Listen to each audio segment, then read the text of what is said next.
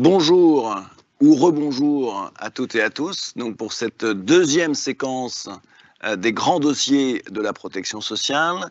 Et là, on va avoir une séquence tout entière dédiée à la dette sociale. Alors, je vais d'abord présenter les participants à cette table ronde. Donc, nous allons avoir Mathilde Lignot-Leloup. Mathilde qui connaît bien la sécurité sociale puisqu'elle a été en poste à la fois à l'ACOS et à la CNAM, qu'elle a été directrice de la sécurité sociale et aujourd'hui elle est conseillère maître à la Cour des comptes. Elle est à la première chambre, donc elle n'est pas à la sixième chambre qui est, comme vous le savez, responsable des organismes de sécurité sociale. Nous avons François Ecal. François Ecal est un ancien conseiller maître à la Cour des comptes qui aujourd'hui s'occupe de FIPECO. Alors FIPECO, il voudra peut-être en dire quelques mots un peu plus tard, mais c'est une association qui a comme objectif au fond de développer la connaissance autour des finances publiques et plus précisément autour des finances sociales. Avec beaucoup de fiches extrêmement utiles, notamment aux étudiants, mais parfois des étudiants d'un âge avancé. Et puis Jean-Louis Ray, qui a été notamment en poste à la direction de la sécurité sociale, qui a été chef de service à la direction de la sécurité sociale, qui a été directeur de la COS et qui est aujourd'hui président de la Caisse d'amortissement de la dette sociale, la CADES, la fameuse CADES créée en 1996. Alors, ce que je vous propose, c'est peut-être tout de suite de commencer par la première série de questions où nous allons aborder au fond la situation, enfin un rappel historique au fond sur la dette sociale. Où en est-on puisque cette dette sociale, on l'a déjà dit, créée en 1996 avec la création de la CADES. Il y a eu une opération très importante en 2020 lors de la crise sanitaire, qui a eu des conséquences très importantes évidemment sur les recettes et sur les dépenses de la sécurité sociale, et ce qui a occasionné une dette très importante, appelée la dette Covid. Donc Jean-Louis Ray, moi ce que je vous propose, c'est que vous nous rappeliez l'opération de 2020, qu'est-ce qui a été fait, qu'est-ce qui a été repris, quelles étaient les perspectives avant la dernière reprise de dette, et au fond, où en est-on aujourd'hui? À vous, Jean-Louis. Oui, merci. Quelques mots quand même sur la CADES pour rappeler ce que c'est. En 3 mots, la CADES, qu'elle serait faite? Elle emprunte sur le marché des capitaux, les marchés internationaux de capitaux, elle emprunte en euros, elle emprunte en dollars, en toute devise qu'elle souhaite.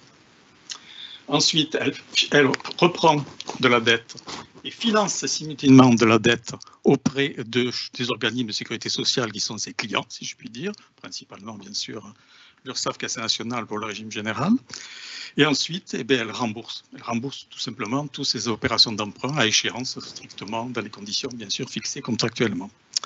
Alors la CADES, effectivement, qui est dans sa 27e saison d'activité, il faut le rappeler. La CADES, elle a reçu une feuille de route, une nouvelle feuille de route l'été 2020, de loi du 8 août 2020. Qu'est-ce qu'on lui a demandé? On lui a demandé de reprendre 136 milliards donc, de dettes en 3 enveloppes. Et en conséquence, on a reculé, ça a prolongé sa durée de vie de 9 ans jusqu'en 2033. Alors il y avait 3 enveloppes. Première enveloppe, c'était ce qu'il y avait comme déficit cumulé au 31 décembre 2019 qui n'a pas été repris, 31 milliards, ça s'est fait. Il y avait ensuite quelque chose, une nouveauté, c'était de reprendre 1/3 de la dette des hôpitaux participant au service public hospitalier. Ces établissements donc, ont vu reprendre leur 1/3 de leur dette. C'est fait aussi, ces 13 milliards ont été faits. Ça veut dire très concrètement qu'on a transféré la somme nécessaire en 3 fois auprès de la COS, que c'est donc la COS qui gère avec la CNAM cette situation. Et ensuite, il y avait la fameuse enveloppe dite de 92 milliards qui avait été estimé comme devant couvrir les déficits d'exercice 2020, 21, 22 et 23. Alors, on en est à ce jour, il reste sur cette enveloppe, il reste 8,8 milliards d'euros donc disponibles pour reprendre de la dette pour l'exercice 2023. quand on voit les comptes, les dernières versions des comptes de l'exercice 2023 qui sont dans le PLFSS pour 2024, il est clair que cette somme va être consommée. On arrive à tenir cette enveloppe de 92. Ça, c'est une surprise. C'est le hasard. Honnêtement, c'est le hasard. Il n'y a pas de génie qui a eu une vision aussi fine de la Sécu pour pouvoir arriver à ce résultat. Mais on arrive à tenir l'enveloppe de 92 milliards pour ces 4 années. Ce n'était pas du tout ce qu'on pensait il y a à peine un an. Il y a un an, on avait des doutes sérieux sur ce que cette enveloppe de 92 milliards serait suffisante. Voilà. Cette année, concrètement, on a repris on va prendre 27 milliards d'euros. Au moment où je parle, il reste encore 3 milliards. Le 20 novembre, je signerai un gros chèque à la cause de 3 milliards d'euros pour faire la dernière opération de reprise. Et puis, voilà, ça c'est... Alors, fonction première, donc pour gérer tout ça, les opérations d'emprunt. C'est ça qui est peut-être le plus important. La CADES. La CADES donc, emprunte à un programme d'emprunt annuel qui est fixé par son conseil d'administration. Cette année, on avait l'intention d'emprunter 25 milliards. L'année dernière, on a emprunté près de 30, près de 40, l'année précédente aussi. Donc déjà, on a baissé nos ambitions sur le marché international des capitaux. On a pratiquement achevé cette mission d'emprunt cette année, puisqu'on a emprunté 90% de cette somme. Et donc, on a emprunté un peu plus de 22 milliards. Ce qui est important, c'est les conditions de taux chroniques. En 2020, première année de relance de la CADES, on a emprunté à taux négatif en moyenne annuelle. Toutes les opérations étaient à taux négatif, moins 0,27%. En 2021, toujours dans le contexte des taux d'intérêt négatifs, même s'il y a eu des pointes à des taux d'intérêt positifs, mais très légères dans l'année, on a réussi à emprunter à moins 0,30. Changement de paradigme, début 2022, guerre d'Ukraine, etc., je ne vous pas toute l'histoire. Le retour des taux d'intérêt positifs, l'année 2022 est une année dans laquelle on a emprunté en moyenne à 2%.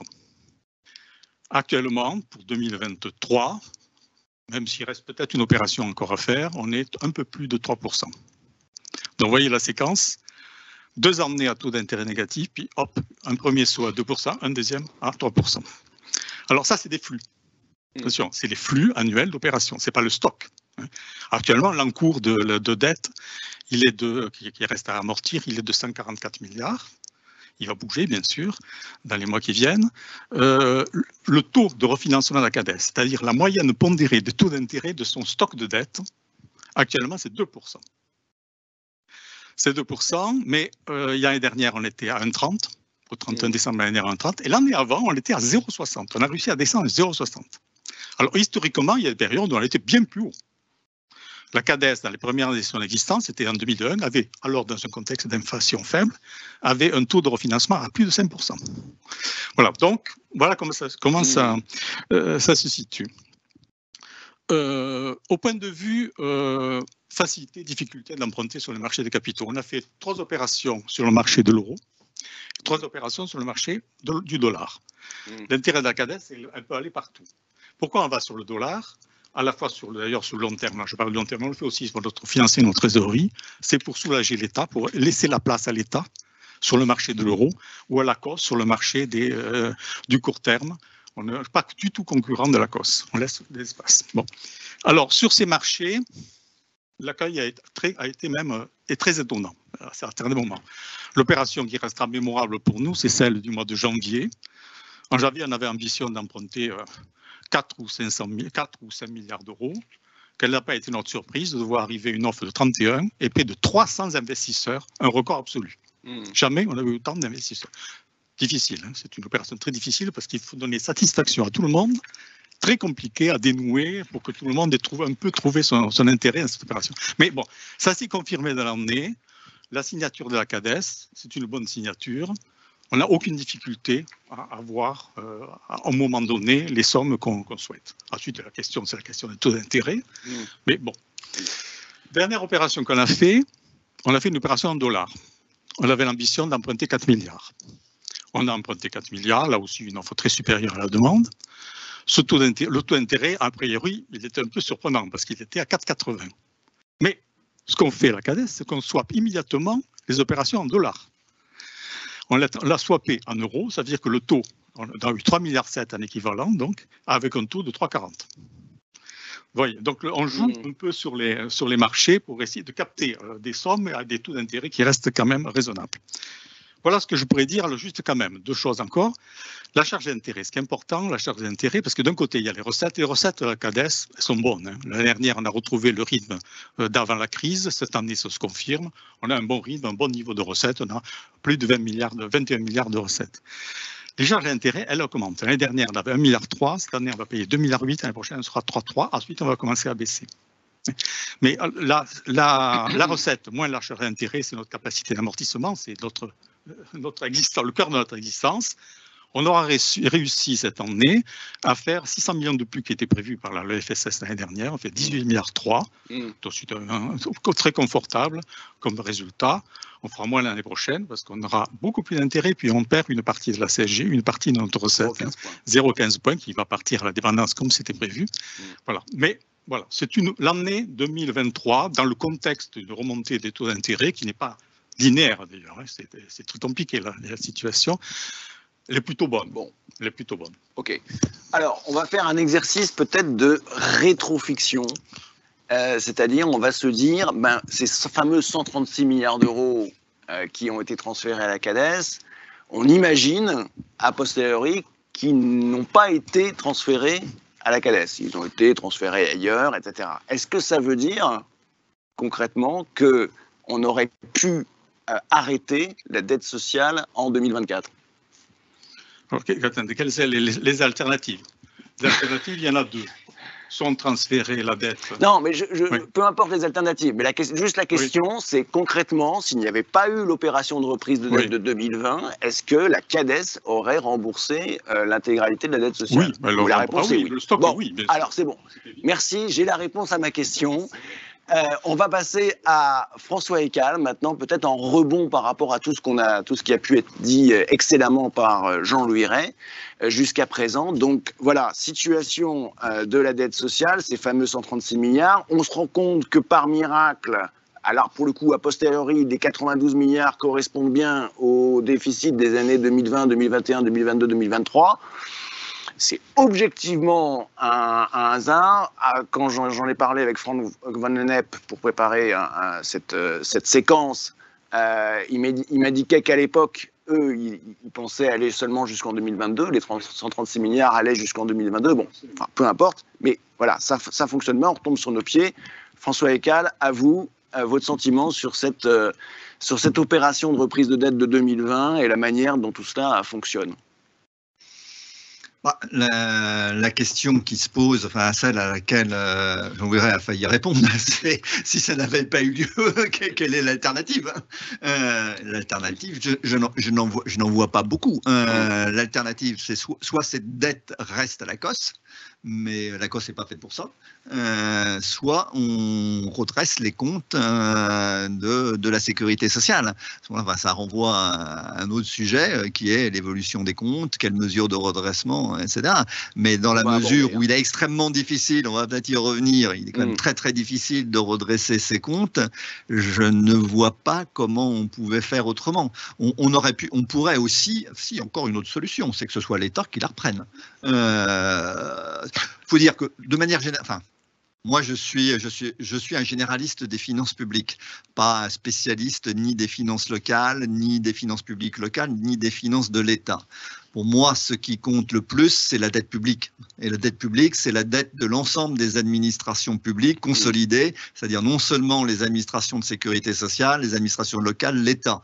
Pour ce qui est d'ailleurs des administrations de sécurité sociale en comptabilité nationale, il n'y a pas que la CADES dans la dette.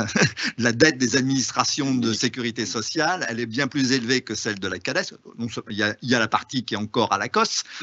En tout, ça fait à peu près 270 milliards d'euros. On n'est pas loin on est à peu près à 10% du PIB. Mais il y a aussi, par exemple, la dette de l'UNEDIC, qui compte pour une 60aine de milliards. Donc pour moi, ce qui compte, c'est l'ensemble de tout ça. Et donc, d'une certaine façon, que la dette soit logée dans un organisme spécifique comme la CADES, qu'elle soit à l'État, ça pose des problèmes de gouvernance, voilà. Mais ça ne change rien au montant total de la dette publique, qu'elle soit à l'ACOS, à la CADES ou logée dans les comptes de l'État, ça ne change strictement rien.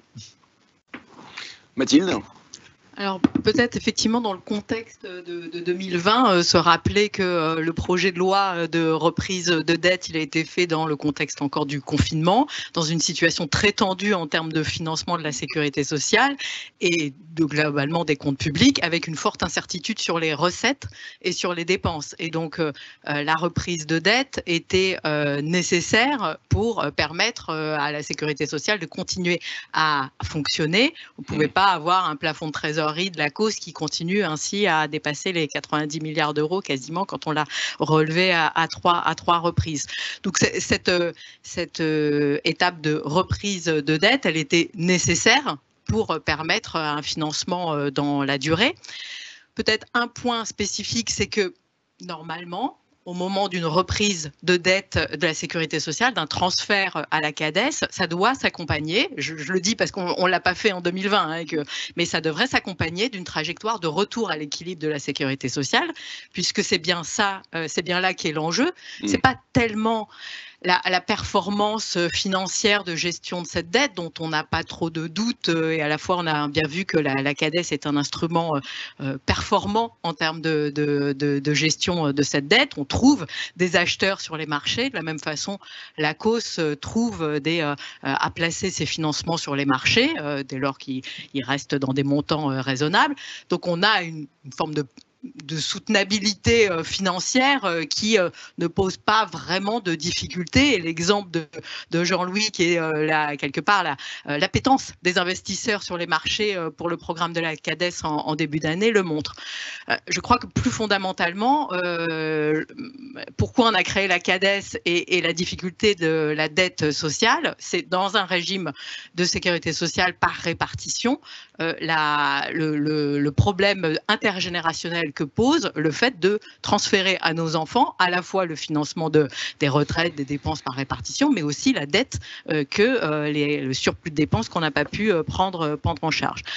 Alors, c'est clair qu'en 2020, on n'avait pas la visibilité, les moyens de voir quelle pouvait être une trajectoire de retour à l'équilibre. Et donc, l'opération était nécessaire ainsi dans ce contexte. Ensuite, maintenant, ça renvoie à notre capacité à pouvoir remettre la trajectoire de la sécurité sociale sur un retour à l'équilibre, ce que pour l'instant, on n'a pas. On va y revenir, mais effectivement, on n'a pas encore de retour à l'équilibre. Mais je pense qu'il y a vraiment dans la création de la CADES, donc en 96, avec la promesse que la CRDS durerait 13 ans, et que ça permettrait de rembourser la dette sociale, il y a la volonté de faire en sorte qu'on puisse identifier une ressource et qu'on puisse ainsi faire en sorte que la dette ne soit pas le mode normal de fonctionnement. Alors, dans un contexte où on a 110% de dette et plus de 3 000 milliards de dettes publiques, ça peut sembler des montants faibles, mais c'est vrai que la CADES, le fait d'avoir pu rembourser, puisque c'est ce qu'on a fait. On a remboursé, alors sous contrôle de Jean-Louis, un peu plus de 258 milliards d'euros. D'ores et déjà. D'ores et déjà. La CADES, elle a remboursé 258 milliards d'euros.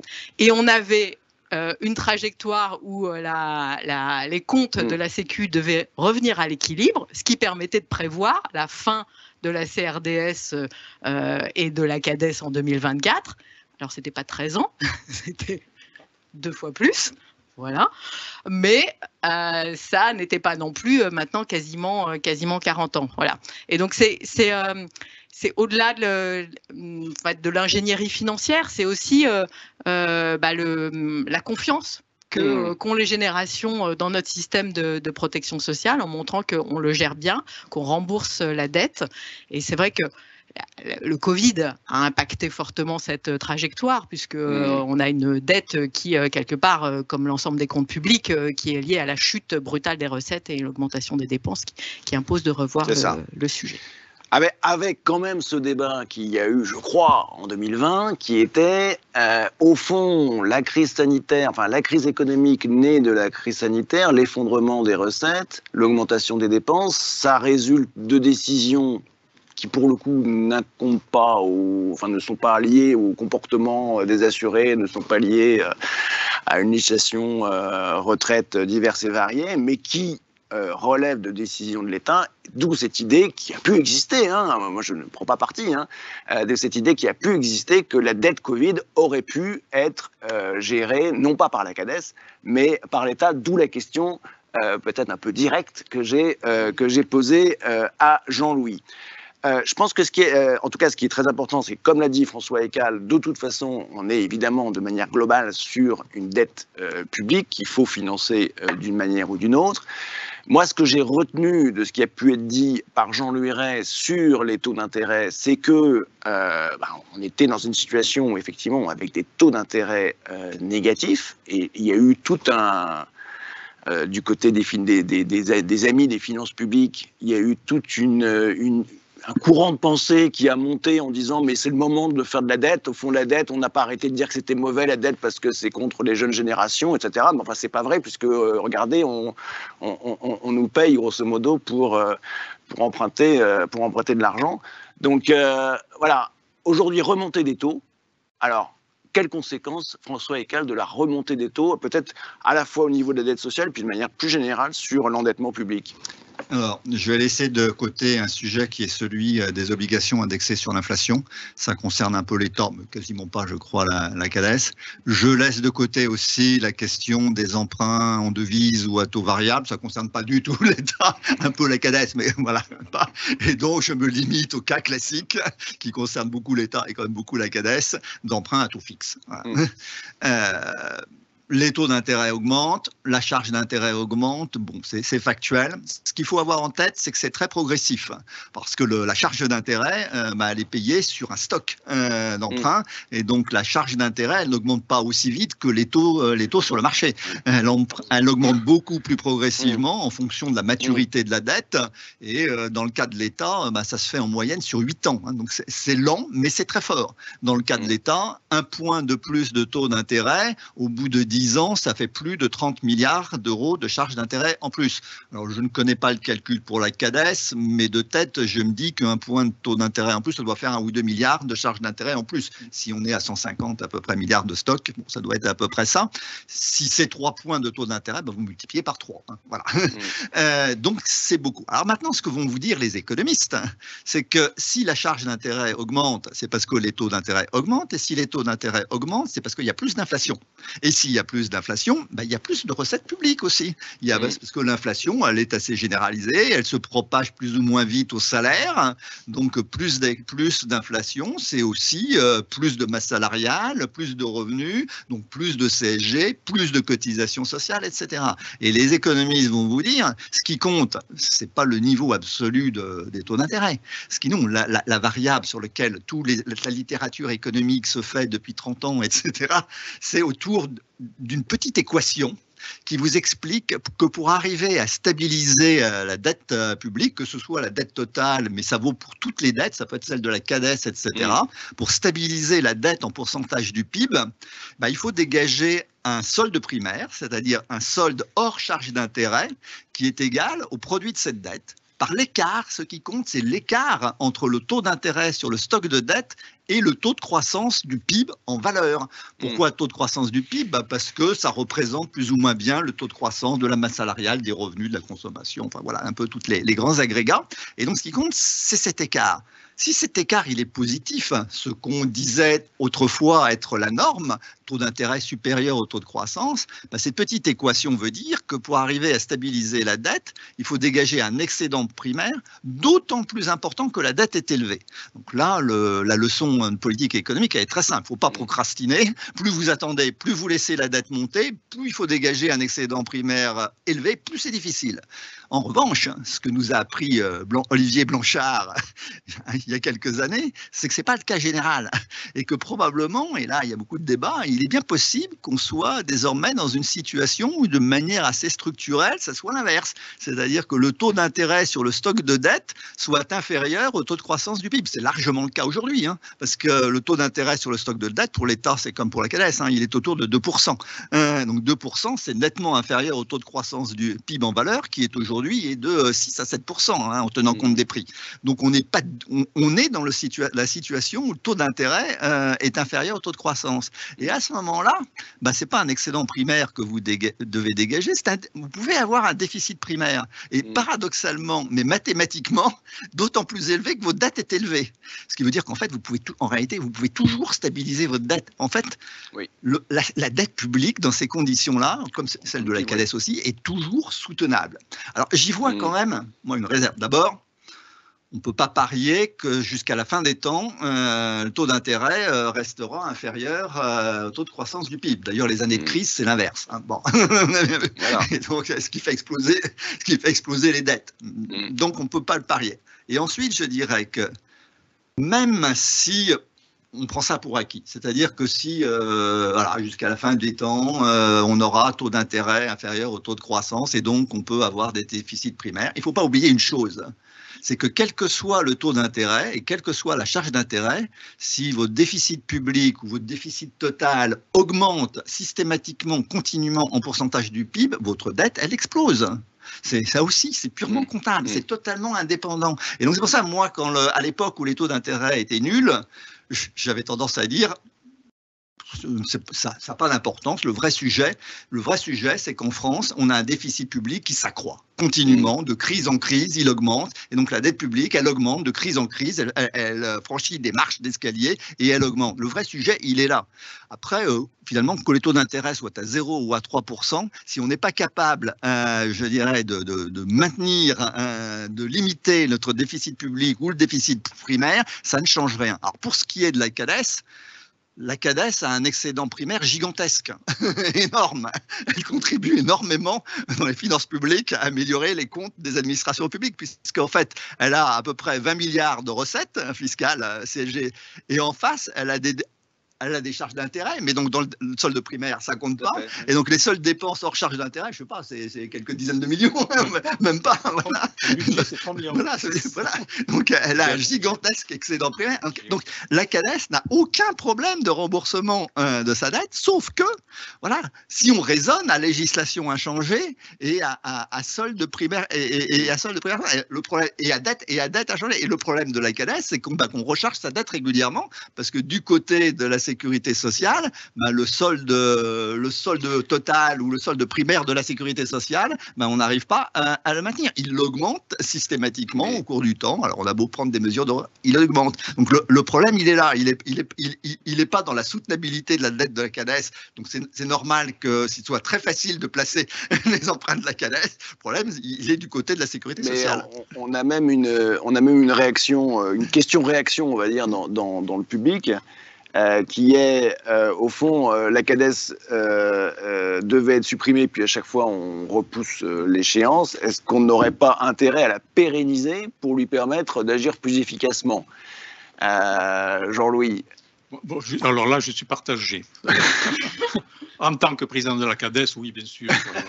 Parce que pouvoir emprunter à 10, à 25 ans, à 30 ans, c'est autre chose que s'inscrire dans un horizon qui rétrécit en permanence. D'accord. On ne peut plus faire de 10 ans à 15 ans déjà. Oui. Ça.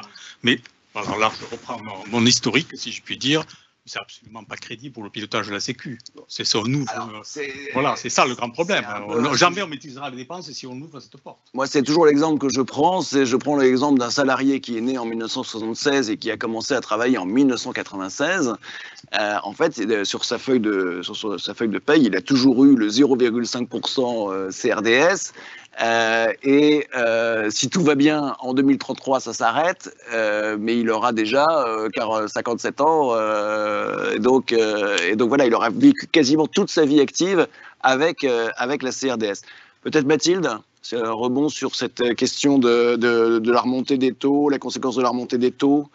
Non, mais effectivement, le sujet, c'est pas tellement le coût de l'endettement que le fait de ne pas avoir de dette sociale pour des dépenses qui sont des dépenses de fonctionnement au quotidien, de prise en charge de soins, de paiement de prestations par répartition. Donc une dette, on le sait bien, même en théorie économique, ça peut être justifié lorsqu'on investit. Au sein des dépenses de protection sociale, il y a peut-être une partie qui doit être liée à de l'investissement. Par exemple, quand on investit dans les hôpitaux, une partie de la dette qui a été reprise par la CADES, effectivement, il y a un patrimoine, un capital qui est laissé aux générations futures. Mais pour l'essentiel, c'est des dépenses actuelles de prestations, de prise en charge pour lesquelles on a une nécessité d'équilibrer nos comptes, ne serait-ce que pour faire en sorte que le système soit durable, soutenable et qu'on ne transfère pas de dette à nos enfants. D'ailleurs, quelque part, le financement de la CRDS que connaît le salarié depuis 96, ce qui est dommage, c'est qu'avec ces ressources, si on était revenu à l'équilibre, avec ces ressources, on a des besoins aussi, des besoins sociaux nouveaux pour lesquels on pourrait avoir les 16 milliards, 20 milliards par an que pour l'instant, on est obligé de consacrer aux dettes passées. Donc voilà, et on sait que demain, je crois que c'est la table ronde après, on a des enjeux avec la transition écologique et énergétique. On sait que des crises macroéconomiques, il y en aura forcément d'autres. Et on voit bien, François l'évoquait, lorsque à chaque crise, on augmente nos dépenses publiques, on augmente nos dettes, on essaye de rétablir, mais on prend beaucoup de temps à rétablir. Et en fait, à chaque crise, du coup, on repart avec un stock supérieur de dettes. Et ça, objectivement, ça nous distingue en France par rapport à nos voisins qui font des ajustements plus rapides. Et le point, c'est de faire en sorte que on anticipe plus pour faire en sorte que on nous impose pas les ajustements au sens où à un moment on n'aura pas d'autre choix que de réduire, on va dire de manière un peu drastique, un certain nombre de dépenses. Et donc on a un enjeu de pouvoir mieux anticiper les choses. Alors on va compliquer encore davantage l'exercice, puisque maintenant on va aborder, on l'a déjà vu largement avec le directeur de la Sécurité sociale bien sûr, mais les perspectives financières des régimes obligatoires de base de sécurité sociale d'ici 2027, puisqu'il y a bien une description qui est faite dans le cadre du PLFSS pour 2024. Et au fond, on observe quoi? On observe qu'il n'y a pas de retour à l'équilibre. Au contraire, il y a même un déficit qui, et je crois que c'est au fond une évolution assez récente, le fait de présenter un projet de loi de financement de la sécurité sociale avec plutôt une détérioration du déficit de la sécurité sociale dans les années à venir. Je ne sais pas si on a vraiment en fait un précédent sur les branches maladie et vieillesse. Donc peut-être votre réaction là-dessus, les perspectives financières pour la sécurité sociale, peut-être François Ekal d'abord. Alors moi, quand on pose ce genre de questions, moi je commence par regarder donc le projet de loi de programmation, la loi de programmation des finances publiques. Je regarde le total administration publique et puis la distinction entre administration centrale, sociale. Quand je regarde les administrations sociales, je constate d'abord que sur 2023, on a un excédent de l'ordre de 15 à 20 milliards d'euros. On peut remercier notre voisin d'en face. Bon, mais il n'y a pas que lui. Hein. Et pour la suite, c'est aussi important, il y a aussi les régimes complémentaires qui ont un gros excédent, alors que les régimes obligatoires de base, eux, en effet, ont plutôt un déficit qui est prévu pour 2023. Si je me souviens, c'est pas loin de 10 milliards hein, dans ces eaux-là. Voilà, 8,8. Voilà. Et puis après, pour les années qui viennent, ce que je vois, c'est que cet excédent global des administrations de sécurité sociale, il continue à augmenter. Il fait aujourd'hui à peu près, enfin 2023 à peu près 0,7 points de PIB, 2027 il va être à 1 point de PIB. Pourquoi? Parce qu'il va continuer à accumuler des excédents là en face, et surtout, et là ça renvoie à des débats actuels, on va avoir de plus en plus d'excédents dans les régimes complémentaires et l'UNEDIC. Ça permet de comprendre certains débats là, qu'il y a en ce moment, les relations entre l'UNEDIC, les régimes complémentaires l'État et la sécurité sociale. En revanche, c'est vrai que si on se limite au régime obligatoire de base ou au régime général, on a un déficit qui n'est pas très loin de 10 milliards aujourd'hui. De mémoire, en 2027, il est encore entre 15 et 20 milliards. Et dans ces 15 à 20 milliards, on a toujours à peu près le même déficit de la branche maladie, qui va être autour de 10. Ouais. Et ce qui évolue, c'est le déficit de l'assurance vieillesse, qui est aujourd'hui pas très loin de zéro, mais qui augmente progressivement au cours des années qui viennent. Ce qui pose question au regard de la réforme, finalement, on aura. Après, moi j'ai toujours dit, il était clair dans les prévisions du corps, etc., que même, moi j'ai toujours été favorable à cette réforme. Voilà, c'est très bien, mais il a toujours été clair qu'il y aurait toujours un déficit du régime général à l'horizon de 2030, mais le corps, comme les autres, comme le gouvernement, raisonne tout régime de retraite confondu.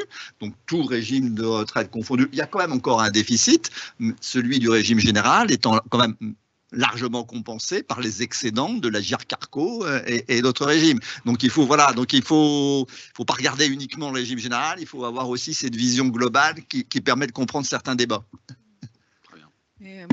Effectivement, l'annexe, alors c'est l'annexe A maintenant du PLFSS, c'est plus l'annexe B sur le pluriannuel, mais après un déficit du régime général qui a baissé, qui a été diminué de moitié entre 2022 et 2023, ce qu'elle montre, cette annexe, c'est qu'en revanche, le déficit augmente jusqu'en 2027 avec 17,5 milliards d'euros, avec une branche maladie qui reste avec un déficit supérieur à 9 milliards et une branche retraite qui, avec le FSV, a un déficit supérieur à 11 milliards. Alors ça, c'est avec y compris des hypothèses qui, pour certaines, ont été considérées par le Haut Conseil des finances publiques comme optimistes, notamment les hypothèses de croissance de 2024. On pense notamment, alors c'est vrai que pour la masse salariale, elle est assez cohérente même dans les hypothèses validées, vues par le HCFP, mais c'est vrai que la croissance des exonérations de cotisations sociales avec l'augmentation du SMIC fait qu'il y aura certainement peut-être moins de recettes de cotisations sociales en 2024. Et ça s'appuie aussi sur une hypothèse forte de maîtrise de l'Ondam, avec une décélération progressive de l'Ondam qui, sur la période, doit progressivement passer en dessous de 3%. Et alors, même avec ces hypothèses, on a encore un déficit en 2027. Alors, c'est vrai que la réforme des retraites, elle va continuer à produire ses effets sur la branche retraite. Et donc, ce que prévoit le PLFSS, c'est que la réforme des retraites, qui coûte d'abord et qui produit progressivement des économies, elle explique environ 6 milliards d'euros de moindres dépenses en 2027 et qu'elle devrait continuer à monter en charge jusqu'en 2032. Donc, ça donne une certaine perspective sur cet élément-là, mais ça montre bien qu'il y a une nécessité de pouvoir revoir l'équation et comment évolue la sécurité sociale. À court terme, comme il y a eu des reprises de dette, il n'y a pas de difficulté à financer, puisque l'ACOS, du coup, a un plafond de trésorerie qui reste au même niveau entre 2023 et 2024, à 45 milliards d'euros, que ça peut, du coup, lui permettre de financer à court terme et de refinancer les besoins de trésorerie de la sécurité sociale. Et on voit bien qu'il y a des investisseurs, des marchés qui sont intéressés par ces financements, en plus des financements bancaires auprès de la Caisse des dépôts. Mais c'est clair qu'il faudra à un moment une reprise de dette ou une trajectoire de retour à l'équilibre de la sécurité sociale pour pouvoir revenir sur un système financé durablement. Donc, je pense que c'est un point très important. On a donc dans nos fameux 136 milliards d'euros, on a la fameuse enveloppe des 92 milliards d'euros, dont on a vu qu'elle finance les déficits jusqu'en 2023, année 2023 incluse. Après, voilà, c'est ce qu'a très bien dit Mathilde, on a la possibilité évidemment il n'y a pas de péril en la demeure, il n'y a pas d'urgence à agir. On a la cause qui a son plafond d'avance de trésorerie, qui peut faire face pendant un certain temps. Mais c'est vrai que si on décrit ce qui est marqué aujourd'hui noir sur blanc dans le tableau des perspectives financières des régimes obligatoires de base de sécurité sociale, ben on se retrouve dans une situation bien compliquée. Et effectivement, ça éclaire d'un jour nouveau. François Ekal a eu parfaitement raison de replacer le sujet dans l'ensemble des administrations de sécurité sociale. Évidemment, ça, du point de vue du gouvernement, il y a le souhait, bien sûr, de regarder dans l'assiette du voisin et de se dire qu'au fond, utiliser ce qu'il y a dans l'assiette du voisin pourrait utilement éviter d'appauvrir tout le monde. Je résume ça de manière un peu brutale et un peu schématique. Jean-Louis Ray. Je suis un peu moins optimiste que vous. En regardant les chiffres, moi j'étais effaré. Le tableau qui figure à la page 40 là, de la présentation de le financement, il est hallucinant. On a une courbe de sortie en 10 ans. On pensait qu'on faisait 10 ans, on a mis 10 ans pour revenir quasiment à l'équilibre. On décroche violemment. On remonte pendant 4 ans, puis hop, on sait que la séquence suivante, pendant les 10 années qui vont venir, on va être à des niveaux de déficit de l'ordre de 15-20 milliards. Ça, c'est sans précédent dans l'histoire de la Sécu. Je sais, là, on est face à un problème. Alors, on peut se dire que la façon dont l'ONDAM a été pilotée est très serrée pour venir à aboutir à le résultat quasiment d'équilibre de 2019. Est-ce qu'il était vraiment crédible? Il n'était pas réaliste. Il n'était pas réaliste. Dans la durée. La crise sanitaire l'a fait exploser. Donc il y avait un sujet. Il y avait un sujet, honnêtement, on n'est peut-être allé trop loin. Mais n'empêche que bon. Non, je voulais faire juste deux remarques. Moi, je regarde dans les comptes, je vois que dès 2024, la maladie plus la vieillesse, c'est 15 milliards d'euros de déficit. Ensuite, ce que je vois, c'est que personne ne dit pour le moment, parce que je suis un peu inquiet de ça, il y a un régime retraite qui est hors périmètre de la réforme des retraites, qui est la CNRACL, le régime donc, des fonctionnaires hospitaliers et fonctionnaires des collectivités locales, qui sera en situation l'année prochaine d'avoir 10 milliards de cumulés de déficit. Son déficit, c'est l'essentiel. Le déficit de la retraite de cette année, comme celui de l'année prochaine, c'est d'abord la CNRACL, 2,5 milliards cette année, 3,7 milliards l'année prochaine. Il est dans une situation très, très dégradée. La Corse le supporte. Pourquoi elle le supporte? Ça fait 10 milliards à peu près. Pourquoi elle le supporte? Tout simplement parce qu'elle a les 10 milliards de reprise de dette des hôpitaux qui sont en stock chez elle. Ils ne sont pas encore consommés par les hôpitaux. Ça équilibre. Ça neutralise. Mais tout ça, personne ne le voit. Ça, c'est du pas. Il y a un moment, tout ça va se dénouer. 15 milliards de déficit en 2024, plus un dénouement partiel au moins de ce financement de la déficit à la CNRACL, ça commence à peser sérieusement. Ça commence à peser sérieusement. Donc, on a peut-être moins de temps qu'on le dit par rapport aux échéances. Et c'est vrai que les excédents de l'UNEDIC et de l'Agirc Arrco, évidemment, c'est en projection. On sait que c'est plus compliqué de réaliser un excédent que de réaliser une prévision de déficit. Ça, c'est une règle. Je pense que François Ekal ne me contredira pas sur ce point, parce qu'il suffit que la croissance de la masse salariale soit un petit peu moins élevée que prévu pour que l'UNEDIC, ça se réduise. Et il suffit qu'il y ait des dépenses supplémentaires. C'est ce qu'a dit d'ailleurs le ministre dans sa communication vis-à-vis de l'accord Agirc Arrco. Il suffit qu'il y ait des dépenses supplémentaires décidées par les partenaires sociaux gestionnaires des régimes complémentaires Agirc Arrco pour que finalement l'excédent de l'Agirc Arrco soit moins important que prévu. Donc c'est vrai que je pense que Jean-Louis Ray a eu raison de rappeler l'importance que joue aujourd'hui le déficit de la CNRACL. C'est un point tout à fait exact. Peut-être François Ekal, vous souhaitez réagir par rapport à ça? Voilà, CNRACL, oui, il y a un problème. Et le problème, c'est qu'il n'y a pas 36 000 solutions pour le résoudre. Comme les prestations de la CNRACL, les pensions des fonctionnaires hospitaliers locaux sont calées sur celles de l'État, c'est les mêmes règles. Bon, on va pas jouer, on va pas jouer. Là, on a fait la réforme de retraite, on va pas jouer là-dessus. Donc, il n'y a plus qu'une seule solution, c'est le taux de cotisation. C'est remonter le taux de cotisation, ce qui va faire très plaisir aux collectivités locales. Donc, et aux hôpitaux. Et aux hôpitaux. Mais les hôpitaux, on peut, voilà, oui. Alors, voilà, d'où l'ONDAM, oui. On peut le. on est, moi j'ai appelé cette table ronde, cette séquence, l'apostrophe de la dette sociale. C'est un peu ça. Donc vous commencez à vous interrompre, c'est très bien. Donc on est effectivement maintenant sur la dernière partie de cette séquence, qui est au fond d'essayer de trouver des mesures pour éviter de creuser la dette sociale. Là, on est vraiment dans la prévention. Mesures de prévention pour éviter de creuser la dette sociale. On va aborder le sujet des recettes. Il y a eu des questions qui ont été posées dans le chat sur les recettes de la sécurité sociale. Est-ce qu'il y a des recettes qu'on pourrait augmenter, lesquelles, etc. Il y a la question des dépenses. C'est pas forcément l'exercice le plus simple et le plus simple à dire et encore moins à réaliser. Peut-être Mathilde là-dessus sur la question des recettes et des dépenses. On va faire un petit tour de table.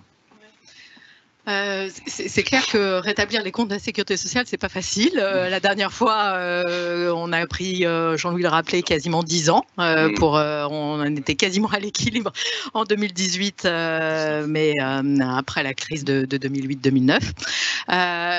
Donc, au vu de notre situation en France, avec un taux de dépenses publiques élevé, notre premier budget de la nation, c'est les retraites, 14% du PIB.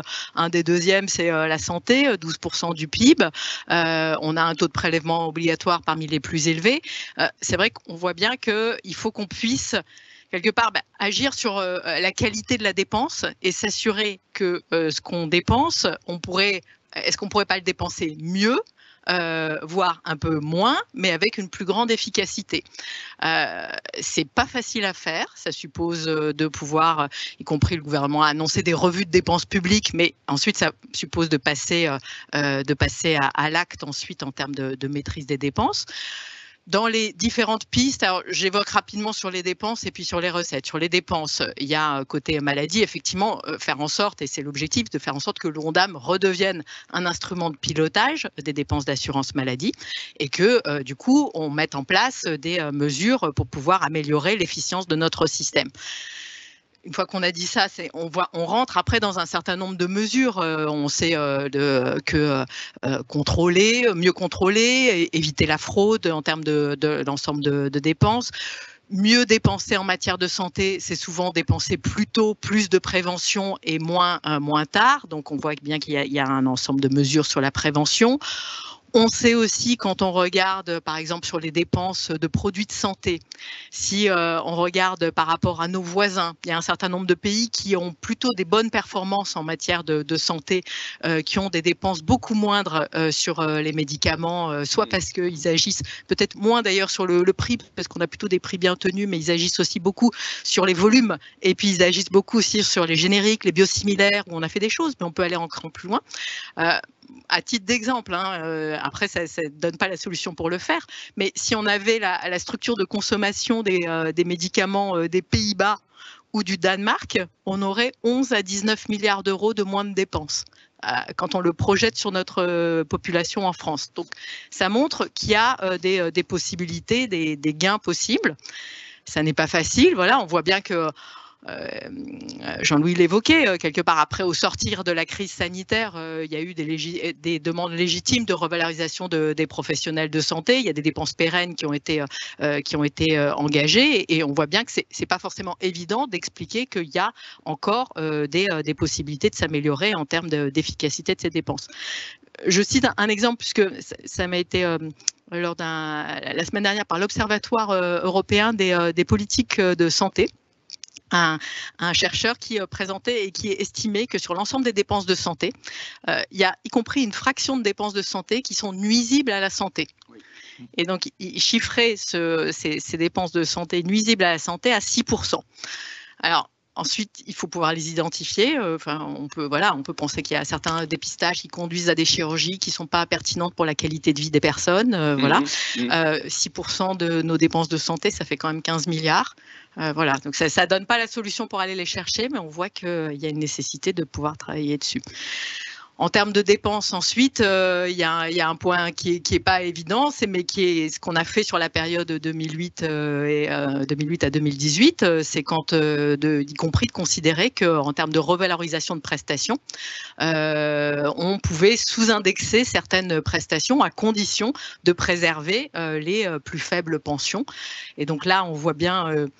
c'est un sujet, quelque part, comme je suis à la Cour des comptes, c'est plus facile de le dire maintenant, mais voilà, l'augmentation des dépenses de retraite au 1er janvier 2024, c'est plus de 5% lié à l'inflation. Ce sera encore une augmentation forte en 2025.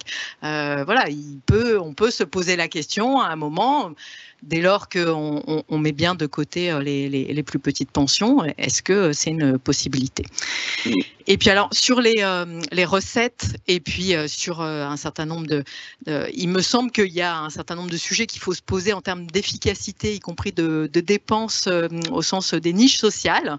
Alors, y compris efficacité des allègements de cotisations qu'on appelle bas salaire, mais on voit bien que on a une dynamique très forte de ces allègements de charges avec l'augmentation du SMIC. Il y a des interrogations qui se font sur quel est le bon point de sortie de ces allègements, c'est-à-dire jusqu'où on réduit les cotisations et on allège les cotisations en termes de point de sortie du SMIC. Et donc, je pense que c'est quand même un sujet qu'il faut pouvoir regarder. Ça fait partie aussi d'une façon de redonner des recettes à la sécurité sociale, parce que la dynamique de ces allègements de charges risque d'être plus rapide que la dynamique de la TVA qui est affectée à la sécurité sociale, qui est dynamique, mais qui est peut-être moindre que celle de ces allègements. Voilà. Et après, y compris sur ces sujets de recettes, ça pose la question aussi du partage. On l'évoquait tout à l'heure avec d'autres, notamment avec l'UNEDIC, puisque l'UNEDIC a bénéficié à la fois d'une part de CSG, de prise en charge des allègements, et que comme la situation financière de l'UNEDIC est meilleure, ça pose la question de faire en sorte qu'il y ait moins de coûts pour la sécurité sociale et que l'UNEDIC prenne plus en charge une partie de ces dépenses. Très bien. François Heckel. Le meilleur moyen de redresser les comptes publics, et y compris les comptes sociaux, c'est d'avoir plus de croissance. Le problème, c'est qu'on ne sait pas très bien comment on fait pour avoir plus de croissance. Ceci dit, il y a une réforme sociale qui permet d'avoir plus de croissance et qu'on vient de mener et qui pour moi est très importante, c'est le recul de l'âge de départ à la retraite. L'intérêt principal pour moi d'un recul de cet âge de départ, c'est d'augmenter la population active, parce que si on augmente la population active à moyen long terme, pas immédiatement, mais à moyen long terme, ça veut dire plus d'emplois et plus d'activités. Donc plus de recettes fiscales et sociales. Pas seulement pour les régimes de retraite, mais pour toutes les administrations publiques. Pour ça, je pense qu'on a fait sans doute une erreur de communication en se centrant uniquement sur les régimes de retraite. L'intérêt, il est beaucoup plus large. Donc ça on l'a fait. Bon. Mais c'est très important. Après, sur les prélèvements obligatoires, on peut augmenter le taux des prélèvements obligatoires. Bien sûr, on peut augmenter le taux des cotisations sociales, on peut toujours le faire. On peut revenir sur certains allègements de cotisations sociales. Je rappelle qu'on a le taux de prélèvement obligatoire, le premier ou le deuxième de l'OCDE. On fait la course avec le Danemark. On a certainement des marges de hausse, mais elles sont quand même limitées. À un moment ou à un autre, on finit par avoir des problèmes de compétitivité des entreprises, d'attractivité du territoire. Et pour en rester aux cotisations sociales, si on augmente les cotisations employeurs, il faut me rappeler que même avec tous les allègements qu'on a en France, on a quand même des problèmes de compétitivité coût. Ce qui se traduit par un déficit récurrent qui est aussi important que notre déficit public, un déficit récurrent de nos échanges extérieurs. Donc peut-être y a-t-il des marges, mais il ne faut pas trop rêver, hein, elles sont limitées. Après, il y a les dépenses. Donc là, moi, je suis souscrit avec ce qui vient d'être dit, y compris sur l'indexation des pensions. Mais je dirais, sur ces sujets-là, le problème... J'étais au ministère des Finances autrefois, ce qui est aujourd'hui la direction du Trésor. J'écrivais sur les mêmes sujets. J'écrivais la même chose, quasiment. Tous ces sujets-là n'ont pas changé. Les solutions sont toujours les mêmes. Voilà. Donc oui, je suis d'accord. Maintenant, il faudra le faire. C'est vrai qu'on a le sentiment quand même que le logiciel a du mal à se mettre à jour, parce que ça fait quand même 35 ans qu'on indexe grosso modo les pensions de retraite sur les prix. et que ça a joué de manière extrêmement positive pour la santé financière des régimes de retraite, parce que si on n'avait pas indexé sur les prix, la situation serait évidemment pas du tout la même. Et là, on a l'impression qu'en période de retour de l'inflation, le dispositif joue contre, le dispositif d'indexation joue contre les côtés, l'aspect plutôt budgétaire des choses, parce que les salaires n'augmentent pas, les salaires en France n'augmentent pas a priori de 5,2%. Jean-Louis. Sur les recettes, alors sur les dépenses, je fais comme François, je me calme sur les propos de Mathieu, totalement. De toute façon, une démarche de recettes ne peut être qu'au préalable dépassée, si je vais dire, par une crédibilisation de la trajectoire de l'assurance maladie, dont le retour à un nom d'âme crédible. Le HCAM avait fait en son temps des propositions pas si longtemps que ça. Il y a des idées sur la table, il y a des pistes. Bon. Ensuite, il y a aussi une question de volonté puis de possibilités politiques dans le contexte actuel. Non, il y a ce que je veux appeler l'attention, ça a déjà été fait, mais il y a des marges de manœuvre de recettes autour de la CADES. Deux. D'abord, la CADES est construite dans son schéma de 2020 pour atterrir en 2033 avec une marge de manœuvre. Il y a un an. Tout l'enjeu de l'évolution des taux et des salaires, c'est que les taux n'augmentent pas plus vite que les salaires, ils permettent de nous maintenir cette marge d'un an. Un an, c'est 20 milliards quand même. Bon, il y a ça.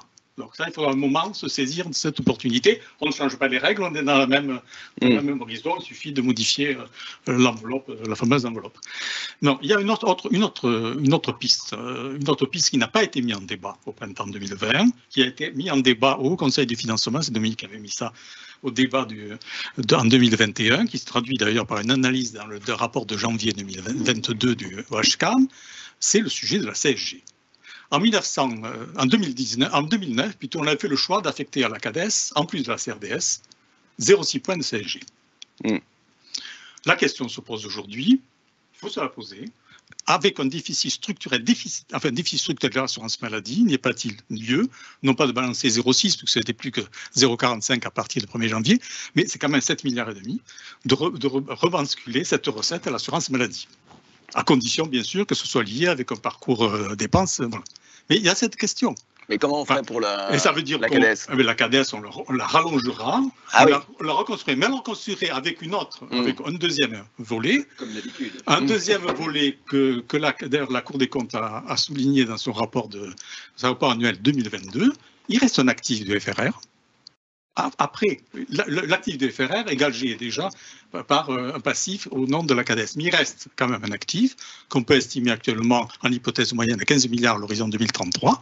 Là aussi, ça ouvre des horizons de financement de la dette et de compenser une partie de la CSG. Voilà. Il y a des schémas sur lesquels on peut itérer, il faut réfléchir et surtout ne pas s'interdire le débat. On s'est interdit ce débat en 2020. Exactement. Alors, je me dois de dire que vous avez un flashcode qui vous permet à la fois d'évaluer et d'attester, évaluer la séquence qui est en train de se terminer maintenant et d'attester votre présence à cette séquence. Cette importance est demandée par les différentes autorités. Voilà. Alors, donc Jean-Louis Ray a trouvé de l'argent. Ça c'est quand même la bonne nouvelle de cette séquence. C'est vrai que moi, ce qui me frappe, c'est quand même ce 0,15 points de CSG. Petit détail en passant, ça ne change strictement rien au déficit public et la problématique générale sur la compte publique. C'est des transferts contre. Mais ce 0,15 points de CSG. Non, je parle du 0,15 points de CSG qui a été décidé. En 2020, je rappelle quand même pour nos auditeurs qui n'étaient peut-être pas nés en 2020. Bon, en 2020, on a transféré donc les 136 milliards d'euros, mais on a créé la branche autonomie parce que il faut rappeler pourquoi on l'a fait. Pourquoi ça a été fait? Ça a été fait parce qu'il y avait l'idée avant la crise sanitaire que l'argent finançant la CADES allait être affecté à la branche autonomie. C'était une vieille idée, ça, qui avait été d'ailleurs précisé dans le rapport et même évalué dans le rapport de Dominique Libault sur l'autonomie de mars 2019. Donc c'était avant la crise sanitaire et donc il y a quand même un élément qui est resté même au plus profond de l'été 2020, au moment où cette crise financière quand même très importante, la crise des finances publiques très importante, il y a eu cette idée donc de transférer 0,15 points de CSG de la CADES vers la branche autonomie, ce qui permet à la branche autonomie d'être excédentaire. Alors, du point de vue des finances publiques, ça ne change rien. Du point de vue du solde, ça ne change rien. Du point de vue de l'affichage, évidemment, ça change beaucoup de choses. Est-ce que, voilà, moi j'ai envie de dire, on sait que le rapport Libault, il avait chiffré à 10 milliards d'euros à peu près le besoin de financement de la branche autonomie en 2030. On sait qu'on a, là ça fait 0,15 points de CSG, c'est 2,6 milliards d'euros. Je pense que c'est un chiffre qui a été dit tout à l'heure et qui est important d'avoir en tête. Au fond, pourquoi ne pas aller plus loin? C'est pour rebondir par rapport à la proposition de Jean Luret. Pourquoi ne pas aller plus loin sur cette réaffectation de CSG, Mathilde? Mais effectivement, ce que montre ce qui a été fait en 2020 et là qui prend corps, c'est que il y a des besoins sociaux liés à l'autonomie, des besoins de financement, et que quelque part c'est aussi pour ça que on souhaite rétablir les comptes de la sécurité sociale, c'est pour pouvoir ensuite utiliser les ressources pour faire face aux besoins et faire face aux besoins d'aujourd'hui de nos concitoyens.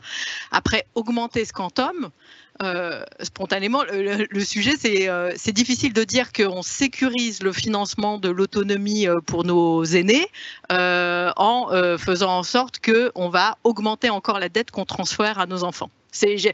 Là, il y a une difficulté. Très bien. Dans les différentes réactions, on ne peut pas prendre toutes les questions, mais il y a une question qui me paraît importante, qui vient d'être posée, qui est la question de l'assiette des cotisations, qui quand même repose de manière majeure sur le travail, l'activité salariée. Demain, on voit qu'il y a quand même des évolutions sur le travail, qu'on le veuille ou non. Il va y avoir évidemment le développement de l'intelligence artificielle. Donc c'est cette vieille idée de est-ce qu'on ne pourrait pas taxer les équipements, les robots, et puis il y a l'idée de la transition écologique, évidemment. Donc est-ce que d'une certaine manière, voilà, le système sur lequel a reposé le financement de la protection sociale jusqu'à présent, est-ce qu'il est encore, ça fait une subtile transition avec la séquence d'après, est-ce qu'il est encore au fond pérenne? Est-ce qu'il vous paraît pas souhaitable de réfléchir sur cette question, Mathilde? Si, bien sûr, et d'ailleurs on a fait évoluer le financement de la protection sociale et de la sécurité sociale dans les dernières années. On a une part des cotisations qui est beaucoup moindre. On a fait augmenter la part de la fiscalité au sens large. Alors c'était d'abord la CSG, mais la part de la TVA qui est affectée à la sécurité sociale est importante.